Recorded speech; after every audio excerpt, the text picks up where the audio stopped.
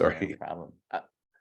So that's good because none of that was very useful anyways. But one thing that is useful, so one thing that I think about is like, how do you tie what you're doing in the store to the broader world? I guess one point of connection that usually works is like, people are interested in what they're already interested in. So how can I position whatever the pieces of our newsletter, or whatever the pieces of our event marketing are, how can I tie them to news hooks that are already happening in the community? And that's like, to me, that's an easy way to experiment without a lot of like too much, deep strategy time, which is like, what's happening around us? How do we tie the things that are going on in store to what's happening, either if we're whatever our hook in the community is, what our value we provide to the community, how do we make those connections for people and make them explicit? And I think that newsletters are a great tool to do that. I think it's, in terms of triaging or like experiments to run, it's easy to think about like what's happening just either directly around in the community, broader national news headlines, and then how do we use the stories in our newsletter to hook deeper into those. And I think that's, it sounds kind of obvious, but I see a lot of the opposite happening, where newsletters or book events have a very specific hook, which is name of an author or name of a book. And it's like, it's the opposite of like how a journalist writes a story with like the inverted pyramid. It's like, it's the least potentially knowable thing for most people. And it leads the headline. And so I guess that's thinking about it in the way that like the opposite way, but how to make it work is create the broadest impact or interest for hook into my community. And I think, I don't know, I guess those are the places that I would start triaging if I had to start quickly building an audience around a set of ideas. Yeah. And I mean, one of the things that we talk about a lot, Lisa Urich and I, is storytelling. And that a newsletter, you have two choices when you do newsletters and marketing for a bookstore, one of which is utility. Oh, look, we have the new bestseller by James Patterson, or by somebody a little more hip than that, and you might be interested. Or we have this event with this author, who's kind of well-known. Whereas what we've been talking a lot about is, how about telling a personal story that helps brand your store? It tells a more kind of unique thing about your store and why the experience of coming in and browsing and picking out books randomly as you go through it is a much more valuable experience than coming in just to pick up the latest whatever book you're looking for, pick up an old copy of Joan Didion or whatever. And so I'd like to show an example that you've all seen, but I have, if she's willing, to have Jill read this post. So this is a newsletter. I think, Jill, have you sent this out yet, Jill? Yeah, we sent it. It didn't have your edits, so it looks slightly different. It doesn't have the picture and stuff. I love it. But do you mind just reading? This is the post. Do you mind just reading it? Okay. One of my favorite summer activities growing up was our yearly trip to Carowinds. My dad got discounted tickets from work, and the first summer I was tall enough to ride Thunder Road, I must have made him ride it back to back with me 10 times in a row. It's a good thing I love roller coasters, because running a small retail business is definitely full of ups and downs. At Fiction Addiction, 2023 started off with a great big bang with our James Patterson event, and strong events continued through Q2, along with a pleasant increase in in-store sales. And then June and July hit and sales dropped off a cliff. The state sent me an email predicting a mild state recession in Q3, so maybe that's what's happening. Even if we are in a recession, books tend to do well at the holidays, since you can find prices for every budget and interest. This is why I'm happy to announce that you can now create wish lists and registries tied to Fiction Addiction through our bookshop website. Yeah, and I think you actually had a PS, or I created a PS for you about some of the details of that practice. So that's one approach, which is to tell a behind the scenes story about the bookstore owner and about the bookstore, sort of an inside business thing, which brands have done although in other ways that Andrew and I have experienced. Andrew, do you have any thoughts on that particular one? And I'm really curious if anybody else has any comments on it, because I love this one. I like it. I like building personality, getting people to know who you are, especially as thinking about the bookstore as a kind of third space in the community. So resonates with me. Anybody else thoughts? Anything you would do to change it? I can just say I've resisted putting I in our newsletter because I'm not the owner, because I'm the marketing manager. So I've tried to keep it sort of, you know, a third like just sort of us, we as the store. So I've not been able to go down what Jill has done in the 2 years I've been writing the newsletter, and I've avoided that. And I've talked about Usually it with we're we, Maggie, and somebody else writes it and just signs it, the team at Fiction Addiction. And this one, since I did I changed the signature to be me, you know, Okay. store owner kind of thing. Well, that's cool. I mean, I think because I am getting a little, dare I say, burned out, I feel like we have talked about kind of swapping the messaging around and having it go to our owner back. She used to do it for years and years, but then also kind of move around. But so that's something, I mean, I love that, not just because I grew up near Carowinds and used to go there all the time too, but yeah, I mean, I think that's a nice way of thinking about sharing it a bit. I think that's an interesting debate. I really believe like people buy from people, and the more that it can feel personal is useful. It's sometimes in tension with another idea of publishing, which is like reader trust and consistency. People want to come back to the same voice. They want to come back to the same, but navigating that, you know, like, so if it's a different I every week, I think that's maybe, you know, less troubling than it just if it feels more generic. You know, I think you're in, and the reason that I say that is because your content is in competition with all the content from everyone else in the entirety of the world. And so personal connections are the things that we rely on. I'll tell you that even for our company, you know, we have close to 100 folks, and we wrestle with the same thing for our newsletter over and over again. It's like, who should it come from? Who is this person? But it doesn't go away, but it's an important question to keep grappling with. Anybody else? Any thoughts on that? Yeah, this is Sherry. I really like the bit about the registry and stuff. I like the I in this case, but definitely keep it to an we situation.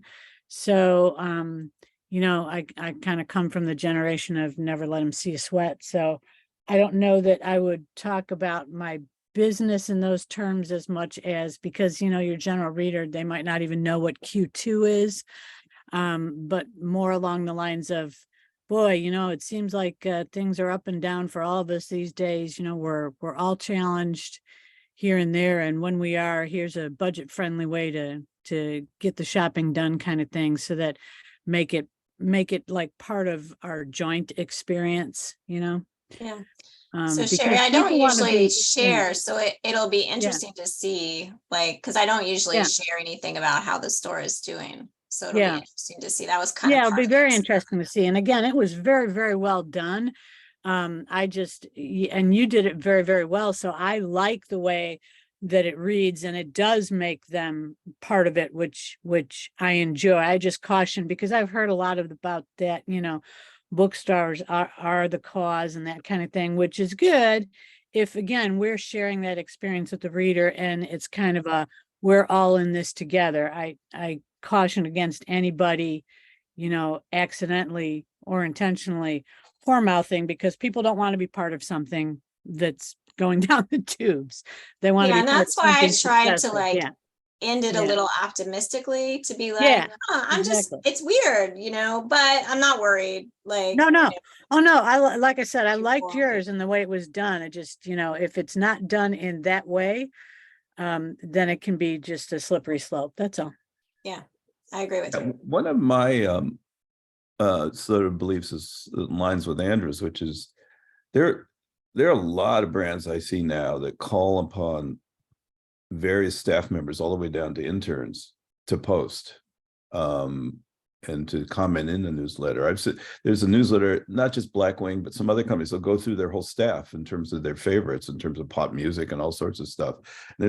Seems to be a really interesting ongoing attempt to personalize not just the owner, but the staff or anybody who works there, and then to gather information and, you know, comments from the audience as well, from the clients or the patrons. And so I'm a big believer in personal stories, but as you have probably figured out by now. In fact, I'll tell you one. Hold on a second. I'll show you something. And Lisa, you're on now, right? Yes, I am, but I'm in a waiting room, so Oh, I'm going to be quiet. okay. All right. We won't ask you about Dave's knee yet. Thank you. Well, I'm waiting to be called back, but I didn't want to miss out. Okay. All right. So, so my dad, who was kind of a cantankerous character, once when I was a little kid, I still remember it. I don't know how young I was, but it was little. We were in this old Ford they had, and it was still in the days when the attendant would open up the hood and check your oil for you and wash your windshield. But our car was an old funky car and nobody could ever open the hood. My father, being the kind of egomaniac that he was convinced the problem was the attendant, not the car. So one time we're in there and the guy's struggling, this young guy, probably in high school, struggling with opening the hood. And my dad leaps out of the car and says, "How long have you been working in a friggin' gas station?" And he didn't use the word friggin', by the way. And he runs around to the front and he pulls it open, and the entire mechanism that held the hood together came out in his hands, and he's standing there like an idiot holding the mechanism. So my mom then kept the mechanism, she claims, or claimed, in the back seat, and whenever he became driving around, it became kind of hostile or antagonistic, she'd get the mechanism out and shake it at him and say, "How long have you been working in a gas station?" Which was the way my family operated. We had all these punchlines that had these meanings. And so I thought, you know, if I had a bookstore, I could tell that story.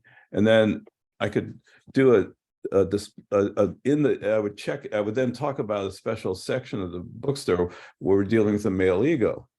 And, you know, would have some books, and they might be like in James Daunt's bookstores in London, have a table just around a theme that was kind of hard to figure out at first. But they would all be about the male ego and mostly about how women have to cope with that as well, which is my mom's main theme. So that would be an example for me. I don't have a bookstore, so it's easy for me to speculate, right? But that would be more of what I would do on an ongoing basis. And I'm really interested in this idea that the newsletter, even though it would have then a number of new events and books coming out and all the usual stuff under that story, but that's how you open that. I'm really interested in the idea that then connects to actually a display within the store that we're doing that week or that month. Any thoughts? He said, springing back. Yeah, Steve, share again. Yeah, I have a thought, and I loved listening because I couldn't make it last week because I was out of town, but loved listening to the recording of everybody's thoughts on the newsletter stuff and everything. And it made me realize that I'd kind of, you know, with everything that's been going on with us for the last couple of years and sick parents and yada, yada, yada, I started really phoning it in on the newsletter. I mean, like, hey, how you doing? Have a great day on Main Street. Here's what's coming up, you know, flat and kind of in and out. And so I love listening to that and go, oh, you know, how can I do that? And because I had just come back from that and didn't know as much about what was going on in the store, because you miss a lot in 5 days, did just a brief intro of, you know, celebrating animals. And I created a display on one of the kiosks around that with the animals and just talked about, you know, just got back from a trip to Montana, saw my first grizzly in the wild, and then made that connect to the piece in the store that had both kids and adult books on it. And it was totally fun, but moreover, it was a reminder that, yeah, people want to connect with people. And the way that we do our newsletters, we do a blog post on the website. And then and it's really why I use MailChimp, because it's got an RSS feed built in. So it will auto send to your folks after you do a post. So we do a weekly post on Sunday, let people know what's coming up. I also do the shelf awareness. It goes out on Thursday. We let that take care of most of the new releases. We focus in on pre-orders or upcoming book club stuff, and then any upcoming signing events and that sort of thing. But introing that with something a little bit more personal, I think is definitely the ticket. And then we just adjust that and it goes out to folks. It's on the site, but then I keep that intro and the head graphic and stuff. I change up the RSS feed newsletter that's going to go out to our mailing list. And then also while I'm on it, so that I can stop talking, you guys had mentioned, doing the loyalty thing and everything. That's something that we started with the pandemic, and I did it through my POS system. And so it's like $50 a month. And you can also text people, which I haven't done yet, and eventually I will, but right now, no, we do trap emails and phone numbers. And that has been huge in building up our list when they come in, because we were doing it informally before that. And now we do it with an incentive. So, every 2,000 points they earn, they get a little gift certificate. So it becomes like a loyalty program. But we're closing in on 5,000 folks on our newsletter right now, and a very good open rate. So usually 40%, sitting around 40% on the open rate. Yeah, there, and I'm sorry, I don't have it in front of me right now. I could try and find it and post it, but your example of that newsletter about animals and then the stats were fascinating. So I think what we might do, Sherry, is we'll send out a follow-up email sharing that, because the detail of that is terrific. Oh, thank you. And it gets to the issue of utility beyond creativity, which is what are you doing, in terms of frequency and all sorts of tracking of data and measurement, and then in an agile way adjusting to it, changing this and changing that because this works better than that. And have you learned anything from that yet? Yeah, I mean, we also did a cooking, which I'd sent on to Lisa, cooking display thing. And rather than just say, hey, cool cookbooks, we did a sign at the top of it. I just went online, grabbed a free, in my Yay Images photo of people drinking and eating and thumbs up and having fun. And we just did a fun family, friends, food sign with that picture at the top of it, and then cascaded below cookbooks. And there was one, tower of one cascade of Southern, and one of, Stranger Things, or, the fun, Harry Potter. And then one of, cooking, or a couple of cooking around the world. So Cuban and Spanish and Indian food. And a lot of people have been touching that. And then we mixed it up with some of our sideline stuff too. So we have some mugs in there and some of our literary spices and some literary teas. So we made it super fun. But what I loved about the newsletter and those two things kind of folding together, is you have to depend on who's in over those couple of weeks to see that cool thing that you've just built. Whereas the newsletter, I'm not going to have those 4,800 people come in over the course of a week, but that let me go, okay, we'll share it on social, but we'll make a mention of that, like what I did with the animal thing at the outset of the newsletter. So now it's one more incentive for, I should go see what cool animal books they have. And it ties it together with what we've done in store. Yeah, that's a great tactic to tie this display in store. Obviously, I'm a big believer in that. Does anybody else have a comment on that? Sherry, I wanted to just say I love how you're tying in and the idea you're letting a display or some kind of insight around a display then do triple the duty, because it leads to a story online. It leads to how, other media kinds of things. So you're letting the physical display kind of, or what your staff does with the physical display sort of lead the narrative in all of those places. That seems both very efficient and real effective. Yes, efficiency is good. Anything that can work Efficiency is harder necessary. for us, right? Yeah. Andrew, you have any thoughts on that? I know you have to go soon, but do you have any thoughts on that? I love it. I think the more sort of you can play with the physicality of in-store and then how you communicate that to the broader group, I think that's a great 1-2 combo move. Like, there's not 5,000 people going to see this thing, but it gives you a way to stay top of mind relevant with what's going on in the rest of the world, also be innovative, quirky, show like your personality, whatever that may be, serious, whatever it is, and then connect it to your community outside and on social, and then it's a way to attract new people. It does so much good work, and I just think like building that like little combination move and just rinse and repeat is a wonderful tactic to build community. Yeah.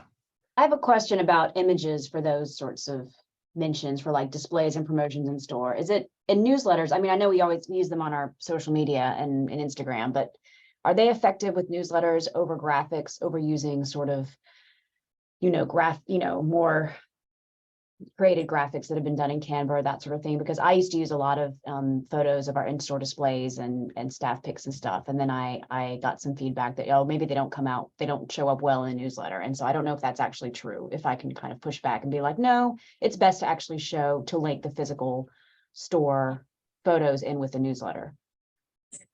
I'm probably, I don't know if you would, the rest of you would agree, you, Andrew, but I'm a big believer in big graphics. I have a photography background, so it's obvious, but that I would believe that. But I don't know if the display, being literal about the display is the point, as much as like the roller coaster or something else that's really grabby, because all you're trying to do is, you have what I think it's 9 seconds that people spend looking at any email or newsletter to decide if they're going to stick around. And so I think, and your newsletter for Flyleaf, I was using some of the examples from it because you had great big graphics. So yeah, so stick, whatever they are. I just don't know if the literal display.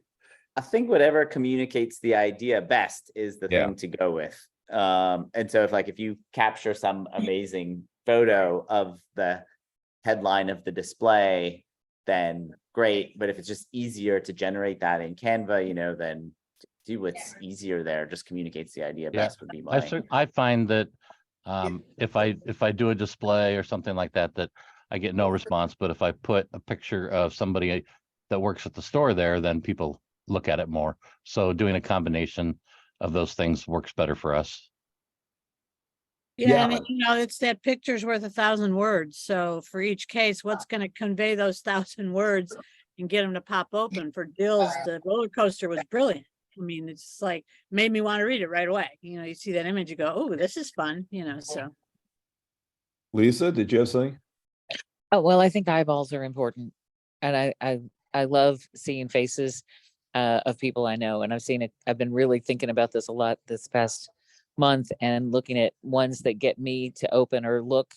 And it usually involves somebody I know or want to know in my community. And so I like eyeballs, and staff pics and that sort of thing. And I think we can, if we do the displays right, we can really make them compelling graphic images as well. So, but occasionally it's good to just have a single strong image that just conveys your thought. So I agree. It's sort of a mix of things, but I go to eyeballs first.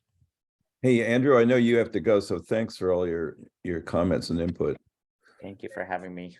Oh, yes, as always. Nice to see you.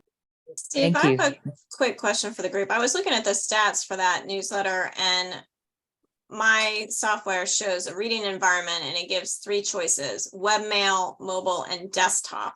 And webmail is like 94%. So I guess my question is, what's the difference between webmail and those other 2 options?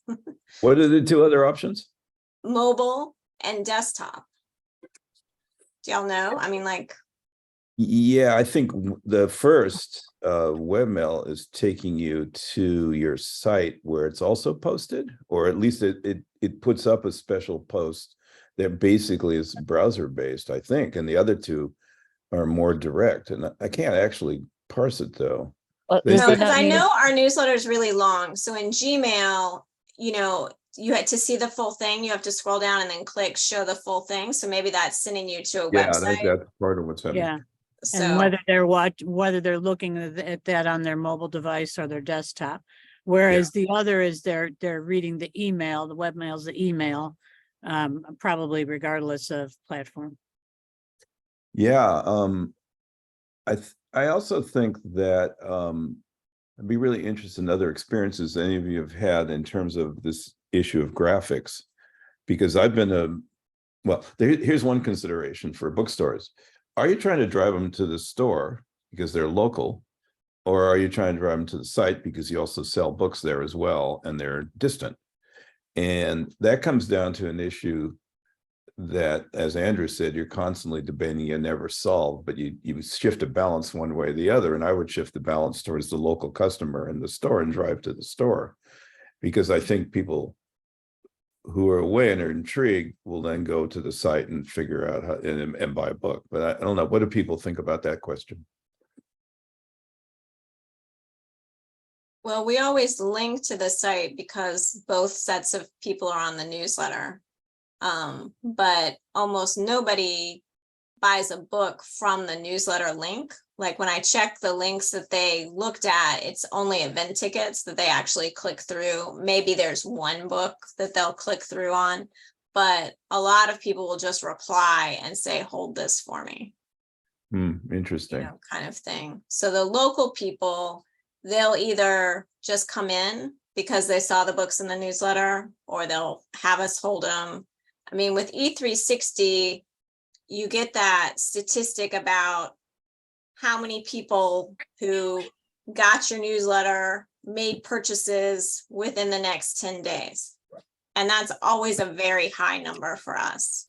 But That's a great you can't metric, though. really drive in deeper with them to see exactly who came and purchased what. Or Hey, Lisa, can you mute your phone? Sorry. Go ahead, Jill, sorry. no, that's about, it is like, but I think my next newsletter, I did put a specific call in for them to come to the store and chat with us about something. I can't remember now. I think if the tendency in this 2 workshops so far have been to say, let's get people into the store. So it's a branding exercise with the newsletter. Our stores has this great experience. It's got this personality, it's bohemian, it's eclectic, whatever it is. And it's a great, just come on and roam around and, find a book. It isn't come in and buy this book, which is more the utilitarian approach. Yeah. But I And think it'd be really interesting to test that, to do more like a roller coaster email and see if there's any increase in foot traffic or sales. And then, but you'd have to do it over time. You'd have to do like a number of months of every week doing that kind of approach and then go back to the other. It'd be interesting. But it is the experience, Steve. I mean, even we have some mail order customers that they get our pre-order newsletter with all the signed books. And rather than order online, they call and talk to my husband because they want to chat about them, and they do the order with him over the phone. And he guides them towards certain books they might be interested in? No, they got the newsletter that's got all the pre-order things, and he just will be like, oh, tell me which ones. And yeah, we've got this other event coming up. You might be interested in that. I mean, occasionally he'll know some other signed books that we have that weren't in the newsletter, but it's more that the guy just likes to chat with my husband. So he'll do it the order over the phone with that experience rather than just I'm just, a collector doing it online, Has he gotten any marriage proposals? No, but he used to have this trio of little old ladies that he'd do phone orders for. That they'd call and he'd chat and chat and chat. Because in some recent talk Lisa and I were having, we were both remarking how important the in-store staff and manager and owner are in terms of sales, that guiding people to different sections of the bookstore, different books. Oh, you're interested in that? We don't have it, but we do have this, or we do have it, but you might even consider this, which I think is a better book, or that kind of conversation, which I assume he and you do in the store. Yeah, we were just having that conversation because I had a college student that worked for me this summer, and she's gone back to school. And I was like, could you tell, is she good at hand selling? Like, could she talk to customers kind of stuff, because it is important. Probably the primary marketing tool in terms of at least the people in the store. It's something that, again, James Don emphasizes so much, and wanting experienced readers and writers in the store who know where every book is and can talk about alternatives and stuff like that. I mean, it's really important. The question is, can you do that kind of, if what you're doing with your newsletter is communicating that there's a knowledgeable fun, interesting staff in the store, then it's a branding exercise for the store, which is really good. Any thoughts on that, anybody? But I have a question.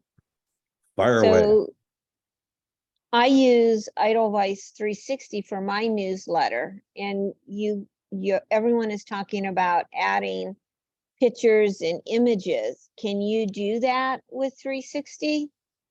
Because I mean, I just have my store logo on there. I mean, if I have an event, I can add a graphic that I make in Canva, but I'm looking at it now and I don't see where it lets me add graphics. I can add a message, the campaign blurbs.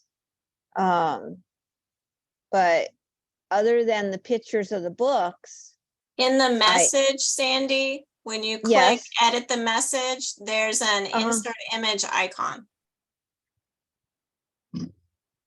Yeah, because I wouldn't, that's essential that, Sandy, that you have a picture. I of see it. that. Thank you. Thank Yeah. you. It's only my 4th newsletter with them, so they've been pretty basic. And I didn't know that I could add images. Thank you. Very important to add images. Be good. Anybody else have any comments? I wanted to talk a little about, it's too bad Andrew had to go, but he had another meeting, about the essence of storytelling a little bit for a minute. And then a little bit about measurement again. So if nobody has any comments right now on where we are, I will proceed. Any thoughts, anything else anybody wants to add? So this is a list here. You're going to see my notes and everything about what makes a good story, what makes up a story, and what to think about. So one is emotional resonance. A great story evokes emotions in an audience, whether it's joy, sorrow, fear, or excitement.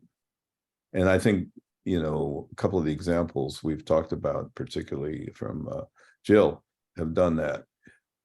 Another part of it, and this is something Andrew and I used to work on a lot, which is world building, which is that you're creating kind of an ongoing experience with your newsletter around your bookstore, so people, even if they live in a different state, feel like maybe they've been there and they definitely want to go there when they're ever in your city. But it's building a story around your store and about your the path that you're taking through selling books, and interesting and satisfying people's interests. And then classic movie lesson is conflict and growth.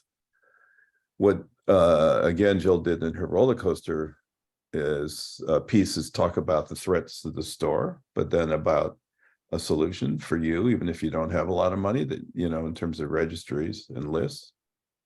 And then the satisfying conclusion, I think, is relevant, but I think with the newsletter, sometimes you want to pose a story or a question that only is satisfied by coming into the store or going to the site, because you're trying to motivate people to participate. And so those are just some of it. But again, it's all about the two sides of your brain, which is the emotional creative side and the logical nuts and bolts side, if you will. And the newsletter, to some extent, doing both. So the model for me is an emotional story, a creative story at the beginning, could be some funny little thing about animals or whatever it is. And then, but always including the simplest version of the reason you should either come to an author event or buy this particular book, or we're partnering for an event, without an author, with the library or whatever it is, which is a more nuts and bolts kind of thing, about much more specific kind of thing. But those two things are always working together. Any thoughts on that? I think that the tendency is to want to send a newsletter that just talks about the newest books and the next author event. But I think that's like step 2. You have to first get people interested in even opening and reading the email.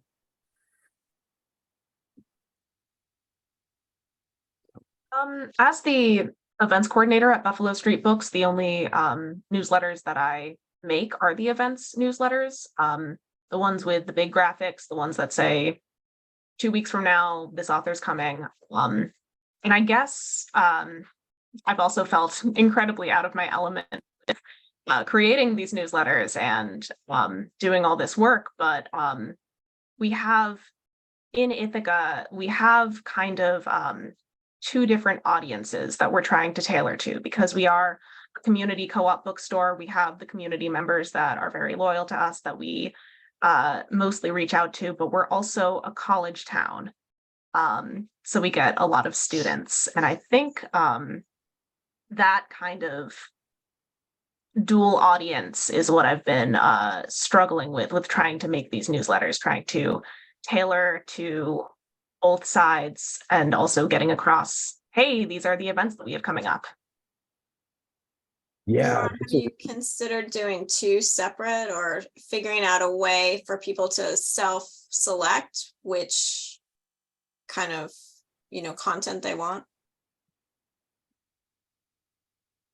Yeah, I think the trickier thing is in terms of newsletters, we don't really have a lot of students who are signed up for those. So those are mostly going out to our community members, people who've lived in Ithaca for a while.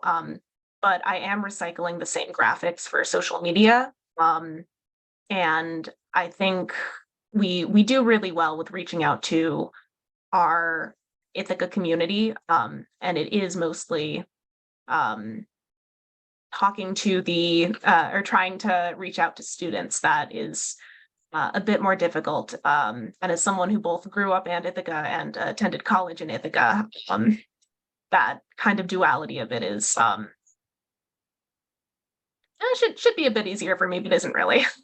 Do you find that I don't know, Instagram stories or TikTok and some of those tactics work with that younger audience? I would assume they would. Absolutely. I know we do have a store TikTok. I'm not the one who runs it, and I'm not sure how well that does. But we do most of our students Hello. or the students. How are you today? Hey, can you mind, Good. Sandy, do you mind muting your feed, please? Go ahead. I'll mute it for her. Yes, ma'am. She's right over there in romance. Are you looking for a particular book? Thank you, Sandy. Go Go ahead. Yeah, I would say that we get most of our students on Instagram, and that's kind of how we reach out to them. That's where we post about our student discounts, our back to school displays, all that sort of thing. Yeah, I find that the younger customers will not sign up for the email list. It doesn't Right. matter how frequently they come to the store, they're just not interested in email. Yeah, one of the lessons in ads and social is that if you use Instagram or Facebook or both and Google search for an ad, it works really well. But what you start to see is that particularly the younger demographic has come in through Google search, not through those platforms, even though that's where they are. And the reason is they don't even trust clicking Instagram or Facebook on an ad. What they'll do is go and do a native search for that product and sign up and buy it there if they're interested. So if you get rid of the social because it isn't leading to as many sales, suddenly everything falls off, even though they were buying through Google, because they're not motivated from the social media to go to search it out. It's a really interesting, but I think there's probably a real opportunity there too, by really thinking through that younger audience and how you're going to motivate them, even though it's less direct. And then, So Nora, but the other story, a question I have for Nora is how about foot traffic in the store? How much is it an older demographic? How much is it a college demographic? I guess it depends on the time of year. Right now, the students in town, but Cornell students are coming back August 10th, I believe. So we'll probably see more of them in the next few months or in the next few weeks. Yeah, I guess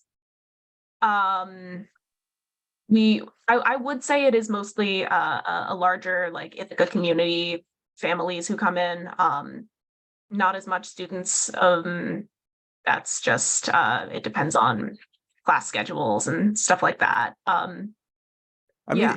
it seems like, Nora, just to focus a little on what you're trying to figure out, that if you could be meeting with the other people who are running the other marketing channels regularly, and then also doing at least some basic measurement. I mean, I would almost like have 2 clickers in the store one day and just click one for young and one for old and see what the numbers Oh, are. okay. You know, I mean, Lisa and I have been talking about heat maps and trying to find a way to offer heat maps, because we feel like people go through stores very differently than what the owners sometimes think, and but they can see that, and that's really valuable. But it would seem like that the marketing program has to be a team program where you're working together with them. You're not, entirely connected with the person who's on, say, TikTok or something like that. I would second that, absolutely, Steve. We do that here because Chapel Hill is very similar to, I imagine Ithaca being a college town, but we have a lot of retirees and a lot of families. And yeah, newsletter, we tend to see it for the older crowd, and we have our social media team that manages it. But we try to have a weekly marketing meeting where we just sort of bring it all together. And yeah, we send out sort of the same messages. We have it kind of all in the newsletter, but not necessarily, but we certainly have it somewhere in the newsletter if we're promoting it out with social media. But some things are totally sometimes some things are just social media based that we know wouldn't make sense in the newsletter. And I wonder, Nora, like you're talking about reusing images, I wonder if there's not some easy way to just put a different filter on the image for social media that makes it seem younger and more vibrant. Like maybe you just have a border around it that pops more or something, where you're reusing the same image, but it's slightly tweaked in an easy way. Yeah, you're being sarcastic for the younger crowd. The older crowd, you're being sincere. Well, it's true. Like for our boozy book fairs, which deal with the younger crowd, right? We had fun with the signs. So we have like adulting or maybe adulting is hard as a sign, A great section. I have seen adulting in some bookstores. Yeah, I think we need to do, so this raises all the question of understanding your audience, which Andrew, I'm sure, would have banged on about for a while if we'd started him, because it's so important to understand who your audience is, because you always make assumptions. And what's actually fascinating from this conversation is most marketers outside of bookstores and whatever, they're selling, are trying to figure out how to bring in a younger crowd. Whereas if you're in a college town, you've got a ready-made audience and you have an easier job with a bookstore. So it's interesting, you can do both. But I think figuring out the target and figuring out your present audience versus the target is a really important practice. That's probably the hardest thing for stressed out bookstore owners and management teams who are already on overload, to spend a lot of time trying to figure that out, because there aren't a lot of great tools, and there's a whole intricate thing you have to do with that. Yeah. Steve, speaking about that, I realized that there are these tools where you can take your email list and it like appends, you can pay and it'll append demographic information and stuff like that.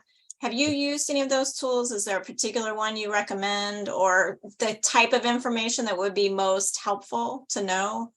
Yeah, this is an ongoing discussion at Heyday Books, where I'm the board chair, and a couple other marketing people on the board, and I try not to interfere. And Kaylee and her staff are fabulous, but it's been a struggle. And we keep saying, the experienced marketers on the board keep saying, even if you're only selling 5% through our own site, which we do through a store that the Ingram PGW people supply, that's a really valuable audience, because you can get a lot of data when you're selling directly that you don't get through, the evil enemy, Amazon or whoever. They keep it for themselves. And there is a new technique. Kaylee and I were just about to have a discussion with the top media guy that a friend introduced me to. And he's talking a lot about this concept I had never heard of, which is clean rooms. Has anybody heard about this clean room concept? So the idea is Apple and a lot of other platforms or are trying to protect their customers from too much spam and too much retargeting. So retargeting is going away, where if you go on a site and you look at some socks, but you decide not to buy them as they're too expensive, they start targeting you with ads for those socks wherever you go. And I'm sure you've all experienced that. That's going away. Slowly Google and Apple and the various people are trying to prohibit retargeting because it's just very annoying to people. And it also violates a lot of privacy. Clean rooms, as I understand, I'm going to start experimenting it, are legitimate platforms. There's a number of them that, and I think one is at least a nonprofit, that allow you to put a whole lot of email addresses and whatever sales data you have and get a lot more, not only demographics, but psychographics out of it. So what you get is not only what kind of credit card the person might have or where they live, but it's anonymized, which is why it's called a clean room. You never see an individual, so you can't track them, but there's a practice nonetheless. I'll explain in a minute you're supposed to use instead. But you do learn a lot more about them. In the old days, we used to learn an enormous amount by putting that data in, and basically the credit card companies would tell you a lot about them. But that now is, a lot of that is, at least if it's specific to people so that you could retarget them, is illegal now or unethical, and you're not doing. The clean room thing, what the tactic is, you create personas, which you've probably heard about. You create personas based on the data, and you say, oh, we have a lot of out-of-state, like Nora, we have a lot of out-of-state students who are in their final year and they're concerned about what they're going to do for their first job. We're going to target them in terms of these books about your career or whatever it is. But we're going to do it by persona. And then the most effective way to approach those people to appeal to them is through social media, interestingly enough. Because for years I worked with social media, I began to doubt some of the value of it. But actually, most brands now are using social media heavily to target certain groups, particularly with Facebook-based stuff, Meta stuff. You have a lot of choices still in terms of targeting people.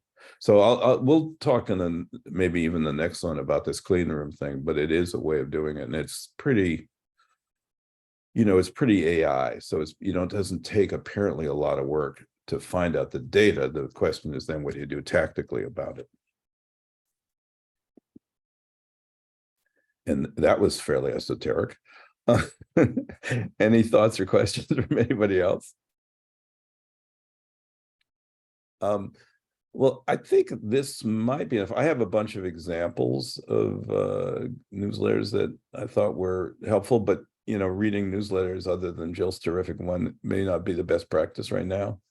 So in a way, what we could do is close, and then Lisa and I could follow up with Andrew and Jill's and a few people's help with some more detail about what we've talked about today. And I'd be curious, what are the biggest questions each of you has that you face besides the fact that you have no time to do any of this and no resource to hire somebody to do it? So what are the things that keep you up at night in terms of your books? Well, you want to hear what's been on my mind? Yes. Okay. The psychoanalytic section. We have a statement that we call our existence statement, and it's we exist to celebrate books and cultivate community. That's what we're here for.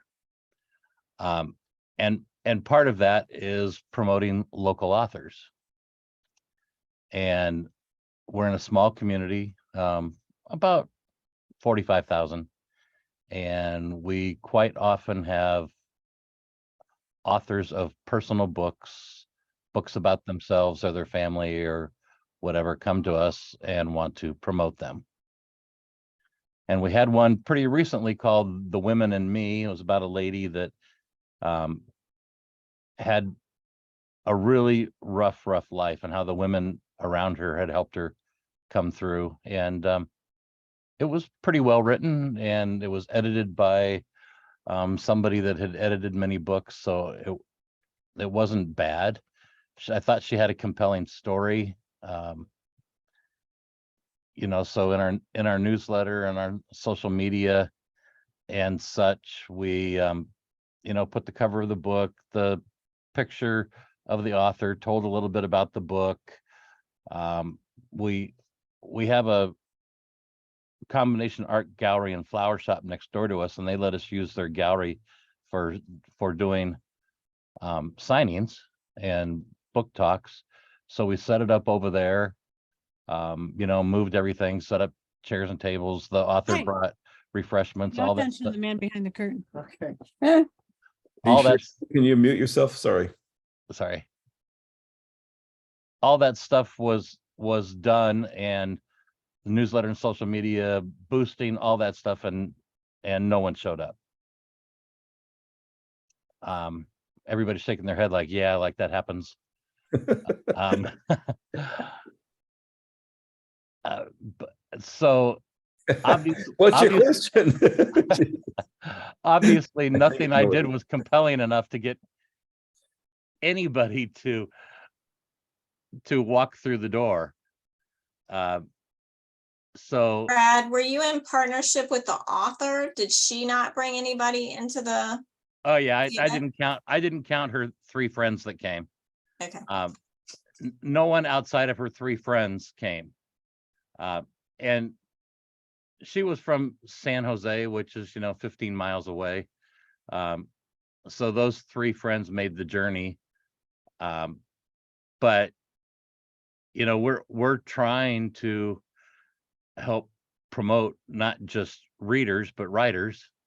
And that's part of our mission, is to do that. So we feel like we have to say yes to them. Although it was, it's not only is it disheartening, but it costs money to do all those things and not have anybody show up. When I boost an event like that, and I don't think anybody's going to show, I just look at it as branding. And that's how I justify the pain that comes with doing one of those things. But as far as the storytelling, I don't know how to tell a story that there's enough there to get people to show up for it. So That's a really amazing story.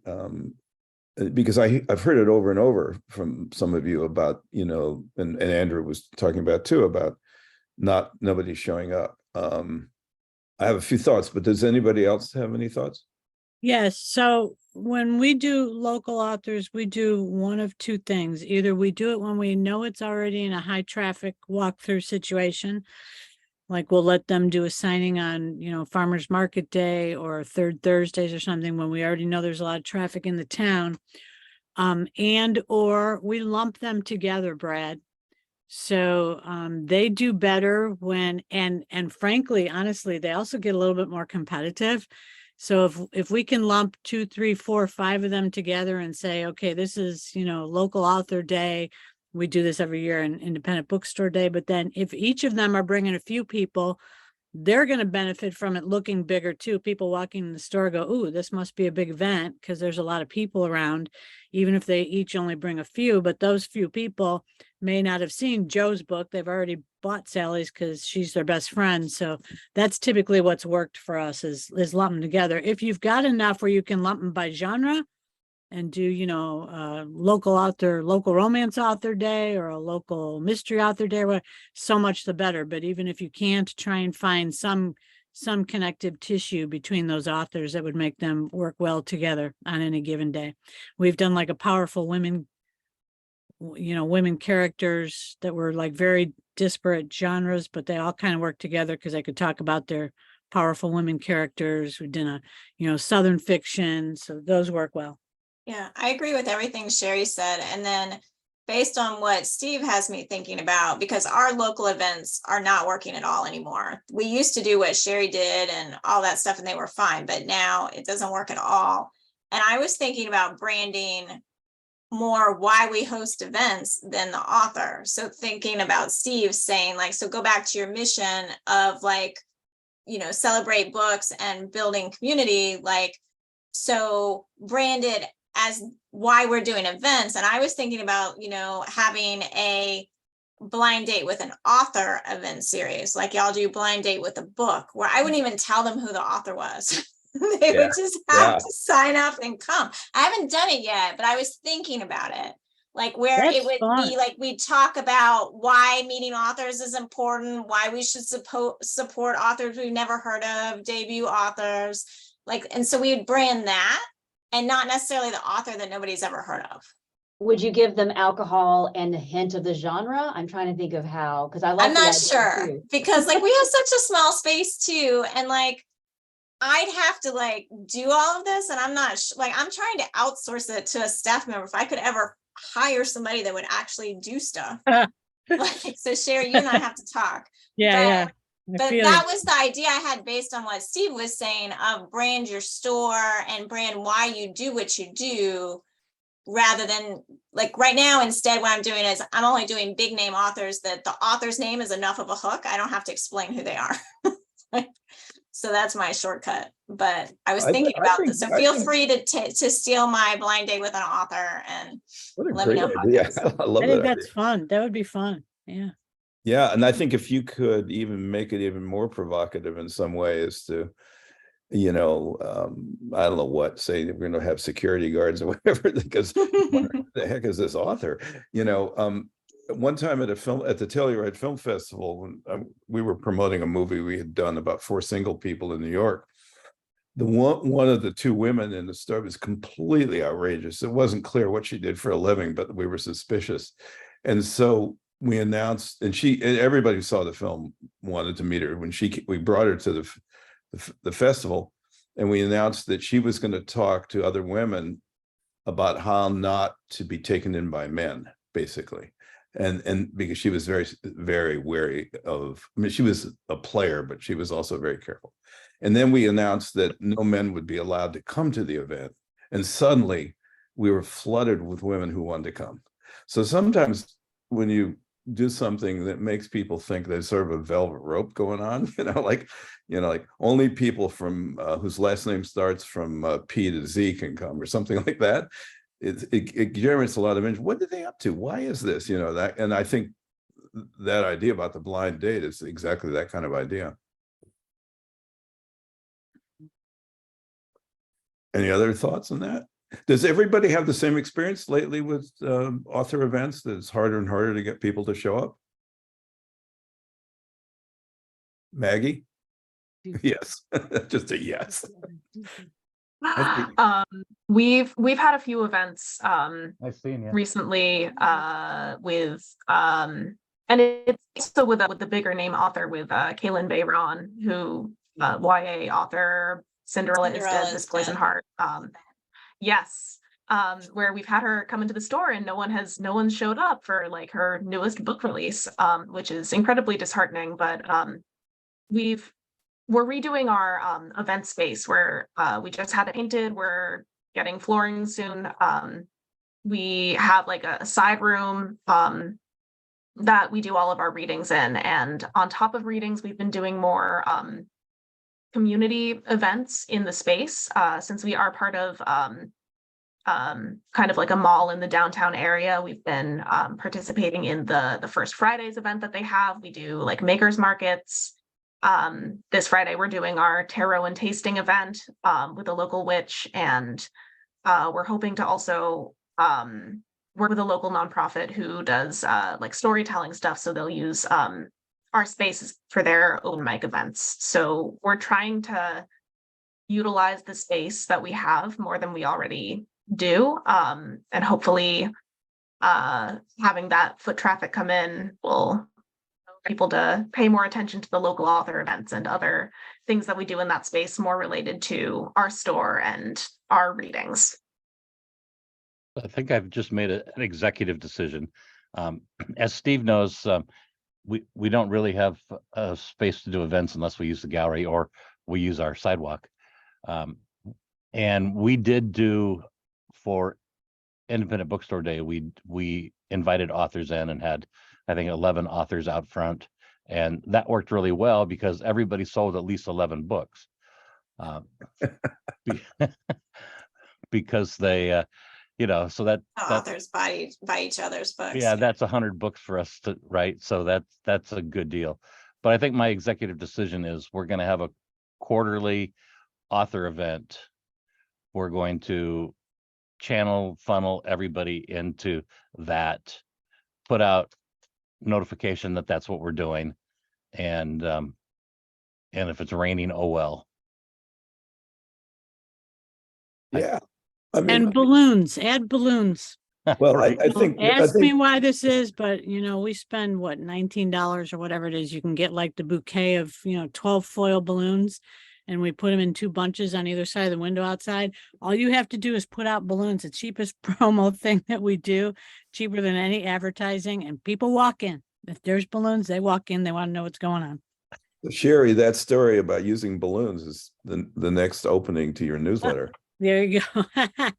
No, I'm not going to give away my secrets to the readers. Come on then. And they'd love to know that. Yeah, I mean, one of the things that Andrew didn't talk about is for a couple of years, he was very involved in a platform that guaranteed authors an audience when they showed up at bookstores. The company that he worked for at the time put $1 million into this project. And then American Express and other people started using it because it was a way to incentivize events. And what they did was, unfortunately, it doesn't exist anymore. The platform, although he's offered to relaunch it for us if we ever want beyond the books. What they did was tactics like, if you brought 2 people with you, you get free drinks. So they would combine it always with some kind of bar, cafe, or event space that could serve something, and they gave a bonus. It might be if you brought 2 or 3 friends, you could get a free copy of the book signed or something like that. So I do think those kind of incentives, including balloons, of course, are really important. Any thoughts? Yeah, I think partnering with the local brew pub sounds like a great idea to me. Yeah. I don't care if I sell any books. Well, that's what Kelly, who I don't think is on this time, who's in Kansas City and has a virtual bookstore. That's all she does is and a lot of it is in bars, selling books in bars and for different events, everything from country western to hip hop or whatever it is. And apparently it works pretty well. So I do think going to the audience is another solution, and that would involve a partnership with maybe somebody not as expected as the library, but more. But the thing is, Steve, because we've started doing the boozy book fairs, but you're going out into the community and selling books where the people are, but it doesn't necessarily bring the people into your bookstore. So you just need to realize that if that event itself is not profitable, like it doesn't really convert, because you're going to a different audience that isn't necessarily. So to me, I look at it as trying to just spread the love of books and reading and print books. But those have to be profitable in and of themselves because they're not converting people back to the bookstore yet, as far as we can tell. Yeah, I would, it's easy for me to be optimistic, but I would think that you are branding your bookstore over time if you do a series of those. And if you're going with a selection of books that's appropriate to that audience, which is what Kelly does, obviously, she'll take sci-fi to some sort of sci-fi event, then you are saying to an audience, we do have a lot of these books in our store and please come, but it probably is something that's a slow build. One of the hardest things in advertising is to recognize, this real well, Jill, is the additive value of something doesn't immediately make a sale. Well, Yeah. and Steve, can you talk about like what percentage of your sales you're supposed to be spending on your marketing budget? Because I know somebody else in SIBA was telling me she didn't really start to get traction until she really committed to like 5% Yeah. or something of advertising. And I don't know if that's just because, everybody's like, you have to have enough frequency of people seeing stuff for them to realize it, or if that gave her enough money to try enough different things to find what worked, I mean, 5% seems huge to me. I don't know what everybody else spends on their marketing budget. Yeah, I was going to say 5% is the minimum. It's so variable. There are startups in Silicon Valley that take all their money and put it into marketing into nothing else, and there are lots of people, particularly my experience, publishers, who are the worst. They spend very, very little on marketing, which is crazy, And so I would think 5% would be a minimum, and that's probably a lot when you take your. That's a know, lot. I don't spend that much, but I guess it depends too on what you count. Like, do you count the cost for my email newsletter and the person to do it, or are you just counting on the money I'm paying for Facebook ads or? You count everything. You count the person, what percentage of their time your marketing person is spending on it, your own time. You count everything. And then 5% starts to make more sense, because it really, I think Maggie and Nora could talk about this, because there's marketing people that, I'm sure they're more than making their salary worthwhile, but you have to commit to it. And a lot of it is a practice that I believe in, which is deficit planning based on marketing, that then if it doesn't in fact fill that deficit, you do a budget for the year and you show a small deficit, and that's part of what you're spending on marketing. And so you're expecting your sales to go up at least enough to cover that deficit in the next year. And if it doesn't, then you look at your marketing and wonder why it's not. Because marketing is always a deficit, not always, but frequently a deficit spend. People, look at labor and all the other rent and all the other inventory costs, and I think, I don't have any money for marketing. Well, in a way, you're not in business if you're not doing marketing of some sort or another. But it could be your own time. Your own time is very expensive, but it could be your own time. So can I ask a question about the author events? Does anybody else have the issue where we get a lot of the authors that, they come in and they want to do an event with us, and a couple of things occur. Number one, they're probably self-published, and they have self-published through Amazon.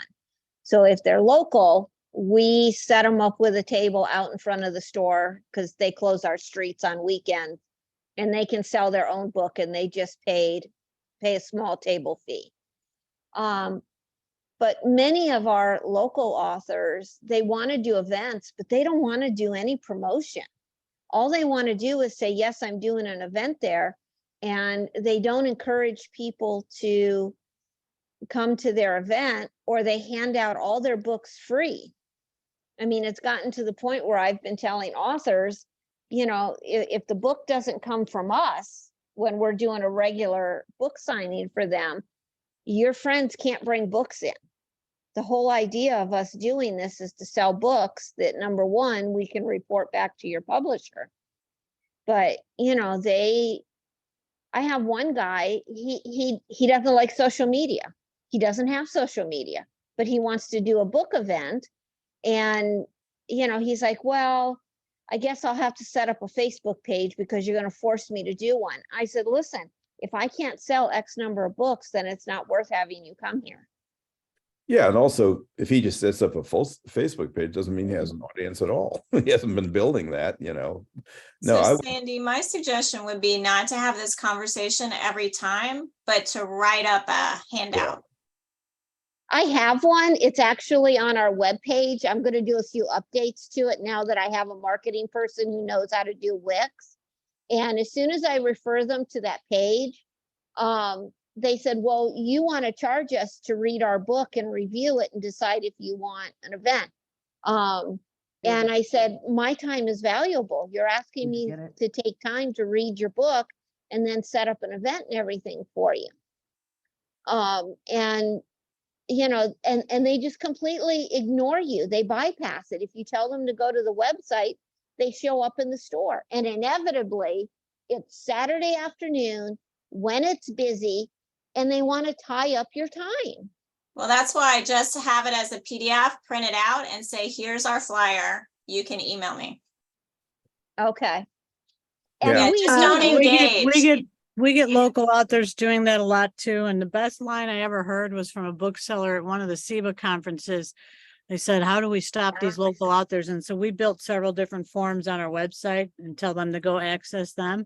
But her line was great. It's like, I started just telling authors, look, even Penguin Random House has to make an appointment because they'll get 5, 6 in a day. Yeah, we get I several. will tell you, we have done the local author get-togethers. We try to do one a quarter. And it's basically, they pay a $25 table fee. I have put 4 tables in the back. It's all one genre, and they sell their own book, and I don't have to deal with it. But they do get customers that come in just to see them, and it works. That's a great tactic. That's a great. I'm curious, how many of you find that local authors who are self-published are a problem? Oh, it's universal. I mean, Is it? it's across the industry. Oh, yeah. Yeah. Yeah, they're tough action. Yeah. And how much is the issue self-published, you know, or even through Amazon? How much is the issue just local authors who may have gotten a legitimate publisher, but because they're local, figure you're going to do an event for them? Well, it's that, and it's the fact that, yeah, they don't, we help those that help themselves. And the ones that are typically the most arrogant are the ones that think that, well, Salinger never had to do that. Okay. There was no Facebook then, dude. But yeah, so it's more a matter of arrogance. They think that, people are just going to come out. Yeah. Yeah. We I mean, have, sorry. No, go ahead. We have a local author who does workshops with us sometimes on self-publishing. That's how she does her marketing, is by doing events like that on either audiobook recording or her process, self-publishing. And we have consigned books with her. So I don't think that it's everyone who is self-published, but we have definitely gotten a few people who have either self-published on Amazon or are a part of like the Writers Republic. I don't even know what that is, but we've made some accommodations by doing book fairs and offering them to come sell their books there rather than doing a reading in our space. But it is something that we are struggling with. Well, I think the other thing I would do, Sandy, is talk to some of these authors to find out what it is that they're hoping to get out of having an event with you. Is it just the prestige of being able to say they were at a bookstore or whatever? I mean, once you know what they want and you can explain what is helpful to you, maybe you can craft some sort of win-win scenario.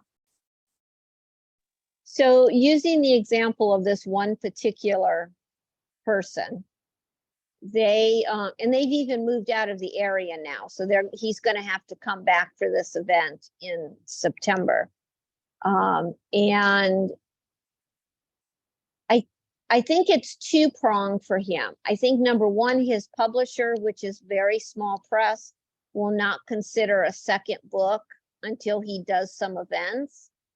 And I think the other thing is he just thinks that this book/graphic novel that he's done, and it has been well printed and everything, is just absolutely amazing.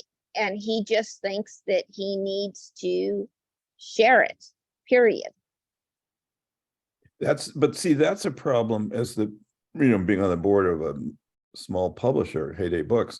That's a problem the publishers face too. Constantly, authors coming with new manuscripts don't have agents, and mostly Heyday, we deal directly with authors, not with agents. Nonetheless, it's the similar problem. And how do you tell somebody who spent 5 years of their life writing something about their personal life, whether it's fiction or nonfiction, that's not any good, or that you don't want to publish it? And our publisher has done it for his whole entire lifetime, so he has great ways of saying to people, I really like this and this, but it's not. They always say, to authors, everybody always says to authors, it's not the kind of book we publish. You ought to see somebody who publishes a book like that. They try and refer them. Yeah. But I do think it's an interesting problem. I'm curious how many bookstores won't even talk to authors who haven't got a publisher, because then it becomes an inventory problem, right? If they don't have an IBN number and stuff like that. I mean, we'll do consignment, but I didn't want to be reading Drek, right? So I don't have we don't have a, you can't stock it in the store unless I approve of it thing, because I didn't want to come in Monday morning to a stack of a huge, I wanted a system that every bookseller could deal with. So we decided it was a pay for play system, right? So if you're local with a, you know, if I can get your book at a regular discount from Ingram or the publisher, we will stock at least one copy for 6 months and see how it goes. If you're, you know, not with a regular publisher, we will do consignment. It's 50-50 and you have to pay us $25 to stock the book. And we do it for 6 months. So that's just our system. And then we also charge for signings because we tell them there's a lot of upfront work, whether anybody comes or not. Like, we can't predict whether people will come, but we still have to do the same amount of marketing. And the New York publishers realize that and reimburse us with something called author event co-op. So if your publisher doesn't provide author event co-op, you have to pay that fee for the amount of marketing. And we have a list of what we provide for that marketing fee. It's going to be in our newsletter. We will do it'll be on our events page. It'll be this. And you know, the first time we did it, I had a bunch of people like pissed off that we were charging them to be in the bookstore. But I was like, you know, this is our system. I understand if it doesn't work for you, that's fine. There are other bookstores that don't charge a fee, you know, set up your event there. You just have to set your boundaries, be very like calm about why it works for you or not. And you just don't engage and just say, you know, I understand if this system doesn't work for you, this is our policy. This is our process. You know, here it is on the website. You know, if you have questions, I can explain it, but you know, if it doesn't work for you, that's fine.